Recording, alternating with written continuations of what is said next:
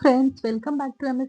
Classes. तर या क्लासमध्ये आपण पाहणार आहोत फ्लॉवर पेंटिंग. आता या फ्लॉवर पेंटिंगसाठी इथं व्हाईट आणि पिंक कलरचा यूज केला आहे. हा वाईनमध्ये आहे पिंक कलर, जो आपण ॲक्रेलिकमध्ये घेतोय. तोच कलर घ्यायचा. आता कलरमध्ये तुम्ही ज्यावेळेस स्टार्ट करता त्यावेळेला दोन्ही कलर सेपरेट सेपरेट घेतलेले आहेत. एकत्र मिक्स वगैरे केले नाही. त्याच्यामध्ये स्टार्टिंगलाच आपण मीडियमचे 2-2 ड्रॉप ॲड करत आहोत. आता 2 ड्रॉप ॲड केल्यानंतर मीडियम याला व्यवस्थित असं मिक्स करून घ्यायचंय कलरला. कलर कधीही ज्यावेळेस पण तुम्ही त्यामध्ये मीडियम घेताय, तर ते व्यवस्थित असं मिक्स करून घ्यायचं म्हणजे आपण पुढे यूज करू शकतो. ब्लाउजवरती असेल किंवा प्रॅक्टिससाठी असेल. सर्वात अगोदर तर आपण फर्स्ट जी पेटल होती ते थोडंसं क्लास चालू असल्यामुळे मिक्स झालं पेटल. आपण सेकंड पेटल्स पासून पाहू. या सेकंड पेटलमध्ये स्टार्टिंगला वरती व्हाईट कलरचा बेस घेतलेला आहे. व्हाईट कलर बेस घेतला त्यानंतर पिंक कलर हा खालच्या बाजूने घ्यायचा आणि इथं पूर्ण या पेटलमध्ये किंवा फ्लॉवरमध्ये आपण फक्त आणि फक्त फ्लॅट ब्रशचा यूज केलेला आहे. राउंड ब्रश यूज नाही केलेला. वरच्या साईडनं पाहिलं असेल तुम्ही अर्ध्या पेटलवर, अर्ध्या पाकळीवरती व्हाईट कलर, त्यानंतर खालच्या बाजूने पिंक कलर घ्यायचा आणि पिंक कलर घेतल्यानंतर व्यवस्थित असं हे शेडिंग करून घ्यायचं आहे. मस्त ब्लेंड करायचे व्यवस्थित. ब्लेंड करताना पण खूप जास्तही तुम्हाला लाईन्स करायच्या नाही. पाहू शकता तुम्ही इथं.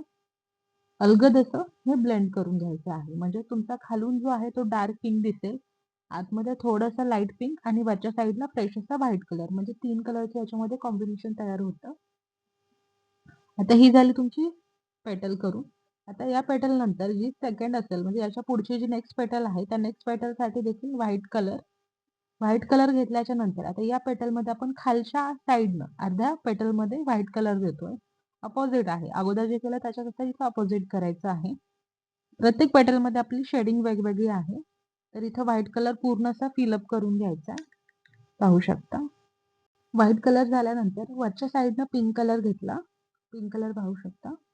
आता हा जो घेतलेला पिंक कलर आहे, हा अगोदर तर फक्त देऊन घ्यायचा म्हणजे इथं फिल करून घ्यायचा आणि नंतर वरून खालच्या साईडला असा हा कलर ब्लेंड करायचा म्हणजे इथे शेडिंग तयार होते.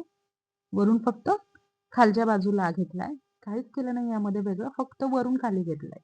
आता ही झाली पेटल. त्यानंतर नेक्स्ट पेटलमध्ये देखील वरच्या साईडनं काय केलं आहे, व्हाईट कलर जो आहे तो अर्ध्या पेटलमध्ये फिल करून घ्यायचा.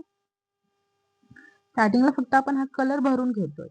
त्यानंतर आता खालून जे घेतलं आपण पिंक कलरची एक लाईन एका कॉर्नरला आणि दुसऱ्या साईडला पण सेकंड लाईन घेतली. असं दोन्ही कॉर्नरला फक्त एक एक लाईन करून घेतल्या. आता या लाईन केल्यानंतर डार्क झाल्या आहेत.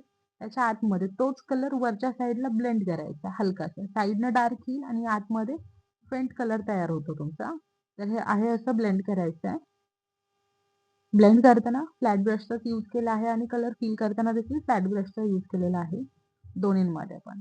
या झाल्या तुमच्या 4 पेटल. पेटल झाल्यानंतर आता ही जी लास्ट पेटल आहे यासाठी आपण खालच्या बाजूला व्हाईट कलर देत आहोत. जी खालची साईड आहे तिथं अर्ध्यामध्ये व्हाईट कलर देऊन घ्यायचा आहे. पूर्ण असा देऊन घ्या.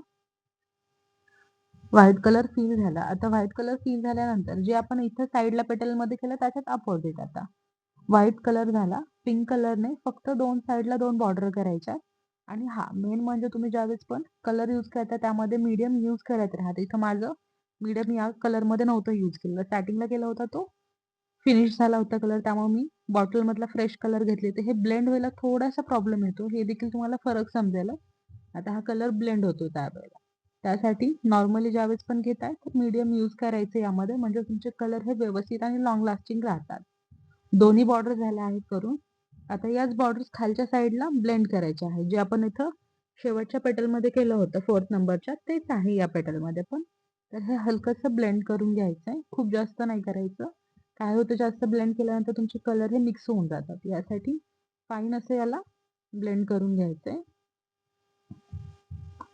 आणि ब्लेंड करताना आता बऱ्याचशा वेळेला आपण ब्रश हा क्रॉसमध्ये पकडतो, काही वेळेला सरळ पकडायला लागतो, तर काही वेळेला आहे असं आडवा पकडायला लागतो. असे हे वेगवेगळे प्रकार झाले आपले ब्रश पकडायचे.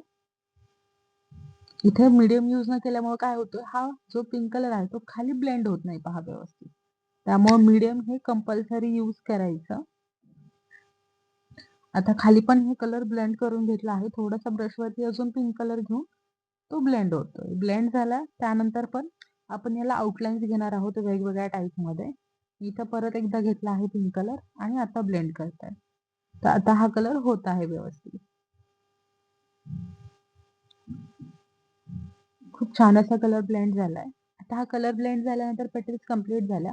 पेटल्सच्या आतमध्ये जो पार्ट आहे तो देखील पिंक कलरनं किंवा कुठलाही तुम्ही फ्रेश कलर यूज करू शकता. आपण इथे पिंक कलर यूज केलेला आहे आणि या पिंक कलरमध्ये व्हाईट कलरचे डॉट किंवा ब्लॅक कलरचे डॉट देखील घेऊ शकतो.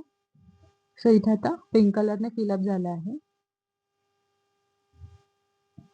पूर्ण सर्कल कंप्लीट करायचा आहे आणि ज्यावेळेस हा सर्कल तुम्ही पिंक कलरने घेताय तो ड्राय झाला. ड्राय झाल्यानंतरच मध्ये डॉट घ्यायचे आहेत. अगदी तो कलर ओला असताना डॉट घ्यायचे नाही. इथे मी क्लासमध्ये दाखवत आहे त्यासाठी आपण डायरेक्टली घेतलेला आहे. छोटे-छोटे स्मॉल साईजमध्ये डॉट घ्यायचे आणि हो, त्याचबरोबर आपली अपकमिंग बॅच 15 जानेवारीपासून स्टार्ट होत आहे. जर कोणाला क्लास जॉइन करायचा असेल तर वरती दिलेल्या नंबरवरती नक्कीच कॉन्टॅक्ट करा आणि क्लासच्या डिटेल्स मिळून जातील तुम्हाला. WhatsApp करा त्यासाठी. आता इथं आपलं वर्क तर कंप्लीट झालं आहे. त्याला आता आउटलाईन करायचे आहे. तर आउटलाईनसाठी इथं मी गोल्डन कलरमध्ये आउटलाइनर यूज केला आहे. या आउटलाइनरनं तुम्ही हे फ्लॉवर कव्हर करू शकता. खूप छान अशा लाईन्स येतात, फाईन येतात लाईन. खूप जास्तही लाईनमध्ये कमी जास्त घ्यायचं नाही, व्यवस्थित घ्यायचं आहे सेम. तर अशा पद्धतीने इथे आपला हा फ्लॉवर कंप्लीट झाला आहे. व्हिडिओ कसा वाटला नक्की कमेंट करून सांगा. व्हिडिओला लाईक करा, शेअर करा आणि चॅनलला सबस्क्राईब